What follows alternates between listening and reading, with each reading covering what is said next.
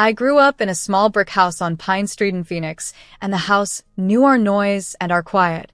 The porch leaned a little to the left, the front door stuck in July, and the kitchen window caught every orange sunset.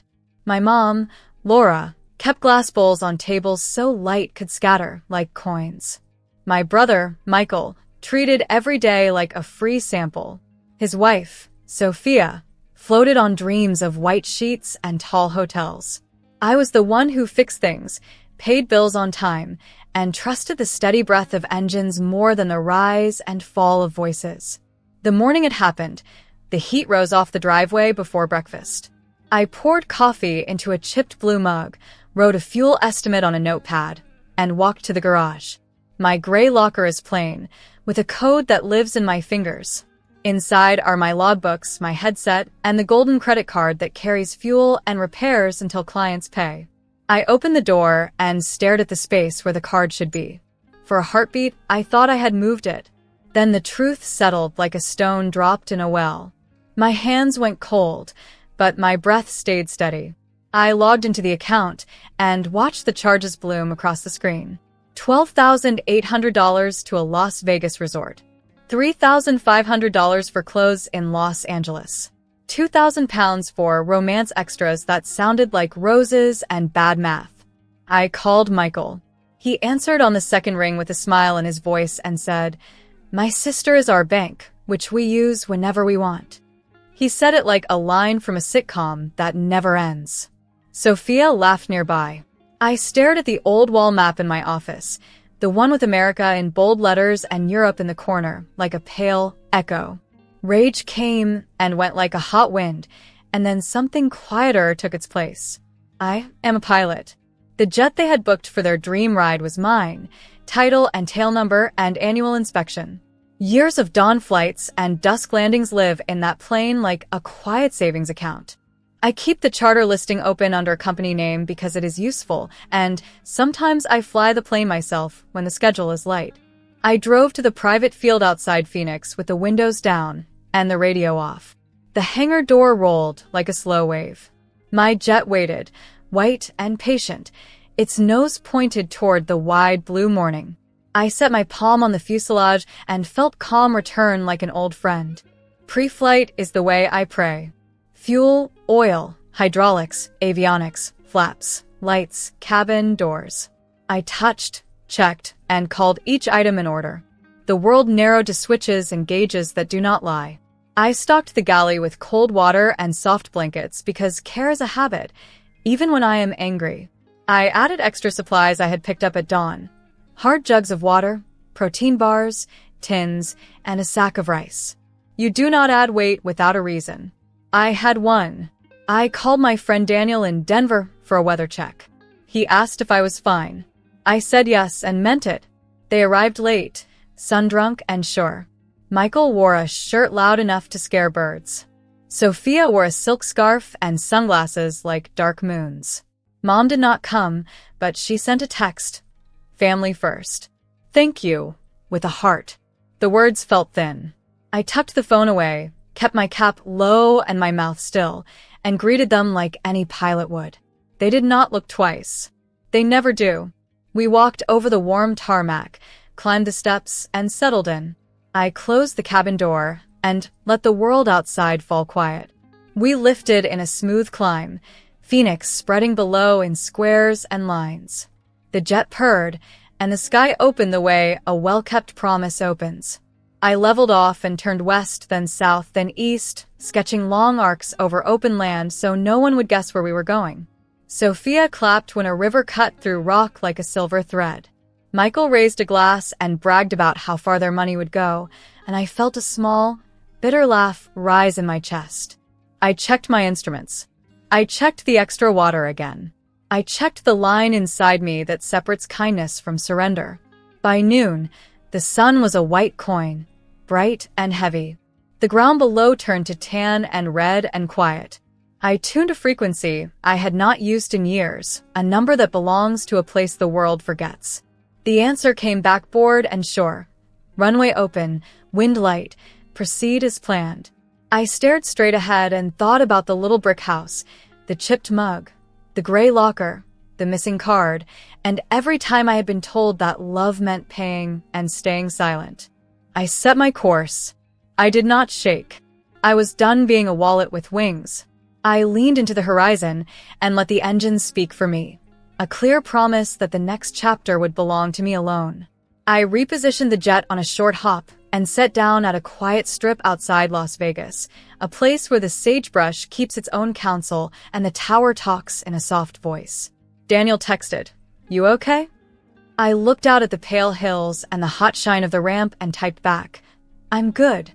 I was calm the way the sky gets after sunrise. I paid the fueler $2,900 from my backup account and signed for a small landing fee of $120. The clerk slid receipts across the counter like playing cards. I kept my face level and my words short. The golden card was still missing from my locker, but I had other ways to keep my plane ready. A pilot always plans for the thing that should not happen. Pre-flight steadied me. Fuel caps are tight. Oil in the green. Tires are clean and firm. Lights bright. Avionics clear. I checked the emergency kit and then added what I had bought at dawn. Big plastic jugs of water, protein bars, rice, beans, dried fruit, a compact stove, and a long roll of thin cloth that could make a shade. I stacked them behind the last row and strapped them down so they would not rattle. I told myself again, this is not to harm them. This is to teach them. I thought of our brick house back in Phoenix, the porch that leans to the left, and how many times I had walked through its stuck door with heavy bags and a quiet mind. I love that house because it holds history, but I would not let it keep me small. Michael and Sophia arrived late and loud, with sunglasses and bright smiles that bounced off the metal. Michael raised his phone to film the jet as if he had bought it with pocket change. Sophia took a selfie in the wing's reflection. "Our America tour," she said, like a slogan. I greeted them in a crisp tone I save for strangers. They did not look at my face long enough to know me. That has always been the trick. People see the plane and forget to see the pilot. Mom did not come. Instead, she sent a short line. "Make this special for them." I put the phone away. What I would make special today is a lesson in value. Not price, value. The difference is what people learn when the desert talks. We rolled, lifted, and climbed into a clear blue that felt endless. Las Vegas dropped behind us, a scatter of glass and angles shrinking into sun haze. I set a heading south for a while, then bent east, easing the jet across empty land. From the cabin, Sophia laughed and asked if we were headed to a beach. Michael clinked ice and said a beach anywhere would do, as long as the drinks were cold and the bills went on the family card. He said it in that sweet, sour voice that had grown inside him when money felt like rain. I said nothing. I watched the needles and the numbers that never lie. Wind light. Fuel steady. Temps smooth. The autopilot held our line. I held the rest. On my lap, an old chart lay folded to a faded square that showed what I needed. A forgotten runway in a dry bowl, a dirt gray line set back from any house or road. I had used it years ago for training, then marked it in pencil, and never told anyone. In America, there are places where the land is wide and the clock is slow. That runway was one. I radioed a flight service station and spoke with a calm voice I had learned from older pilots, men like Walt, women like Grace, people who taught me to trade fear for steps. Daniel sent another text that blinked on my screen. "Weather clean. You are clear." I answered with a thumb press and a breath I did not know I was holding. When the ground below shifted from tan to a deeper red, I began the slow work of arrival. Descent checklist. Seatbelt sign. Fuel balance. Cabin pressurization. I checked the supplies again and pictured how I would place them on the dirt so the sun would not spoil them. I thought about money in a new way. Not the 2,000 pounds that Sophia had splashed on romance extras, not the $12,800 Michael had poured into a room with a view, but the quiet cost of water when you must carry it, the price of shade at noon when the sky is a white coin. In the cabin, Michael bragged about a friend in New York and a weekend in Miami, and I let the words pass like air through a vent. The desert does not care how you dress your pride. I flew a low pass to read the strip. Cracks like spider lines, a tuft of dry grass at midfield, a wind that slid across from the right with a small push. Nothing moved on the edges. No house. No car. No shade except a rusted pole that once held a light. I turned wide, set flaps, trimmed nose up, and talked myself through it the way I always do. Aim. Rate. Picture. Hold. The wheels kissed, the dust rose, and the jet rolled long with a dusty shudder that shook loose a few old thoughts. I let it slow, eased the brakes, and turned onto the side where a patch of ground lay flat and firm. I powered down until the engine spun to a soft ticking silence. Heat pressed in. The air outside looked like glass about to bend. When the last fan blade stopped, the world felt strange and close, as if time had stepped into the cabin to listen. I checked the doors, checked the jugs, and looked at the two people who had used my card as if it were a river that never ran dry. Michael stretched and smiled. Sophia reached for her scarf. I stood, smoothed my jacket, and felt the pilot in me take the captain's chair in my chest. There's a kind of love that buys and buys until it empties you. I had carried that weight for years. Today I set it down. I opened the cabin door. Heat leapt up the steps. "Welcome," I said in an even voice, and the word had more edges than they knew. Outside, the runway waited, old and cracked, far from any house or town. This was still America, still my sky, and the lesson I had chosen had just begun. Michael and Sophia bounced down the steps like kids at a fair. "We made it," Sophia said, shading her eyes with her hand. The heat rose off the ground in bright waves. No hotel, no pool, no people. Only a deserted desert, flat and wide, with wind that scraped the sand and made a low hiss. They turned, confused, smiles falling. I stood inside the cabin and pulled the handle. The jet door slid shut with a clean click that sounded louder than the engines ever had.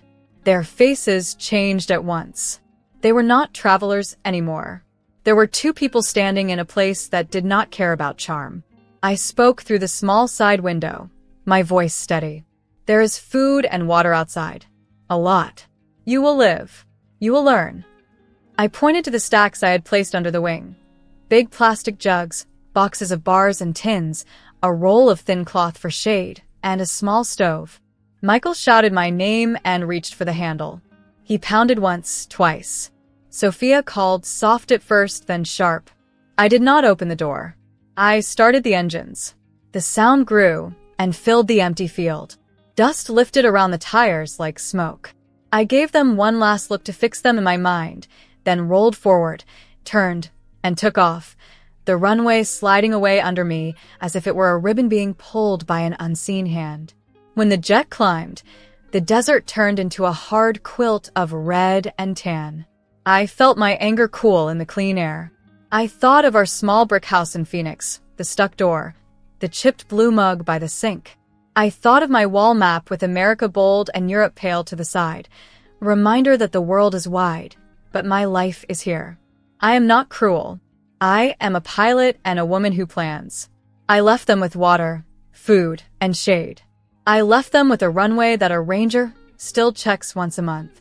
I left them with a story the sun would write on them one day at a time. I did not watch them from the sky for long. The plan was not a show.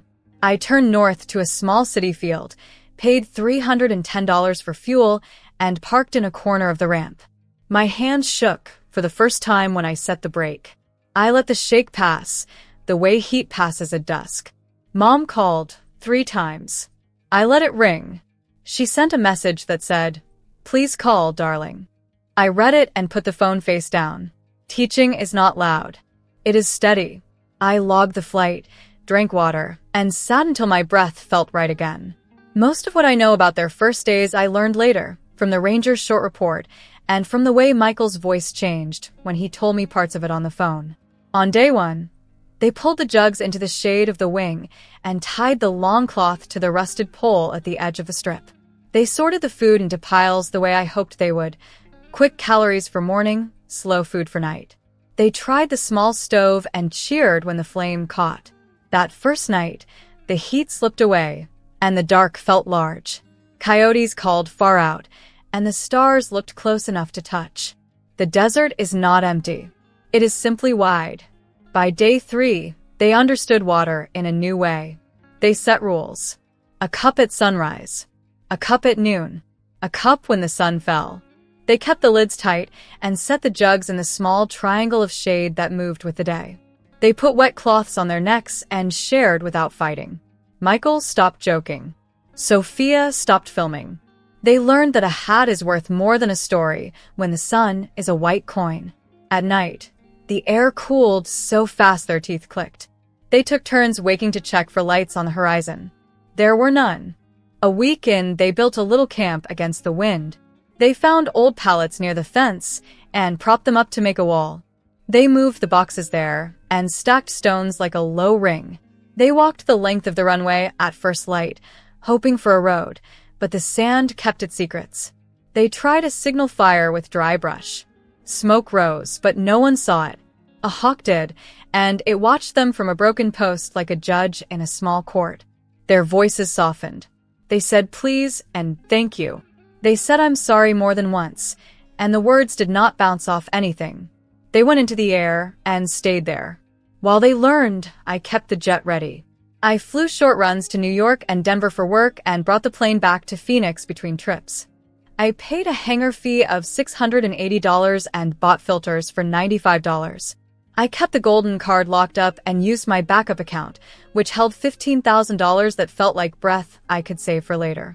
In the evenings, I sat in the little office at the field and stared at the map on the wall. America under my finger. Europe is a quiet gray to the side. Mom left voicemails that were first sharp, then soft, then quiet. I did not answer. I was waiting for time to do its part. By the third week, they had a rhythm. Morning shade. Slow work. A rest at noon. A walk at dusk. They counted bottles and made marks on the pole with a rock. One night, a thin storm walked through with a small wind that rattled the pallets but left a little cool air behind. They slept well and said it was the best night yet. On day 25, a survey plane traced a clean line in the sky. Michael and Sophia ran to the middle of the runway and waved the cloth. The plane dipped a wing, a tiny nod. The desert held its breath. Help came on day 29. A ranger truck rolled in from the far end and stopped in a low cloud of dust.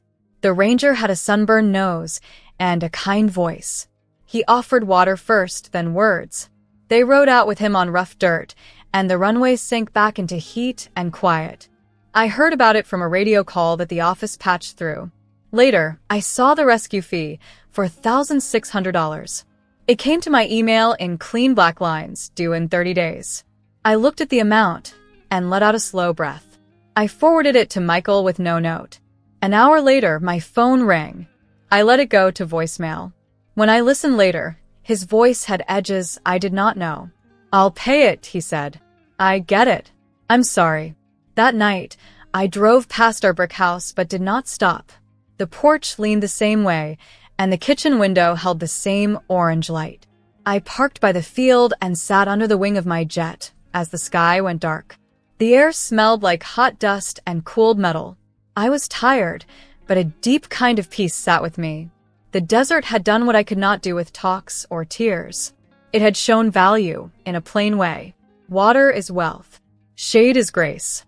Love is a thing you do with care, not a card you take. In the United States of America, there are many roads. That old runway is not one of them. It is a mirror.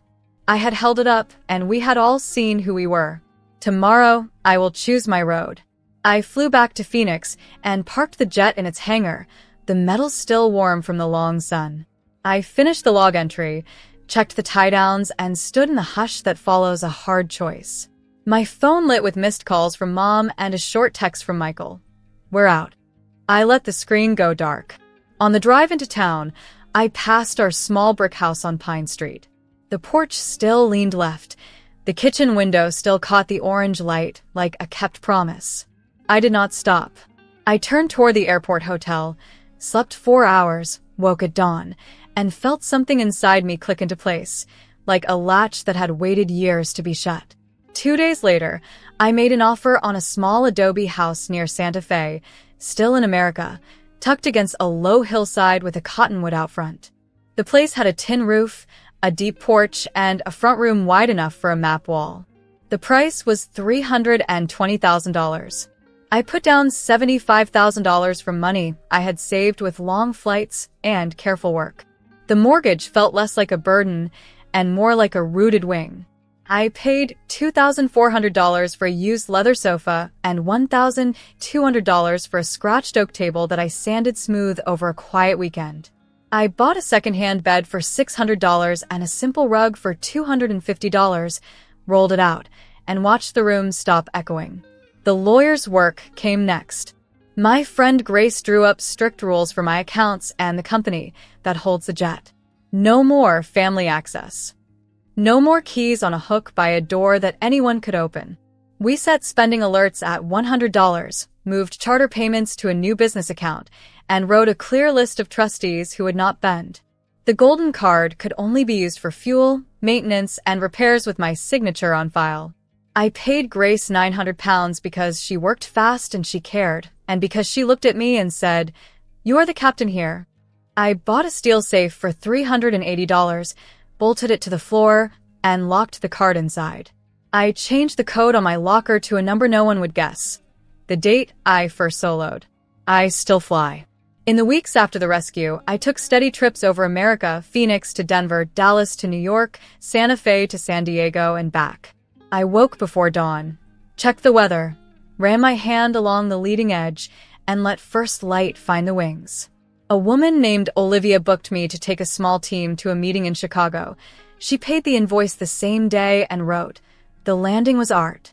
Daniel sent checklists and jokes and once sent $50 with a note, "Buy a plant." I did. A small fig stands in the corner now and turns its leaves toward morning. The calls from home came in waves. The first week, Michael left voice notes that sounded shaky and proud at once.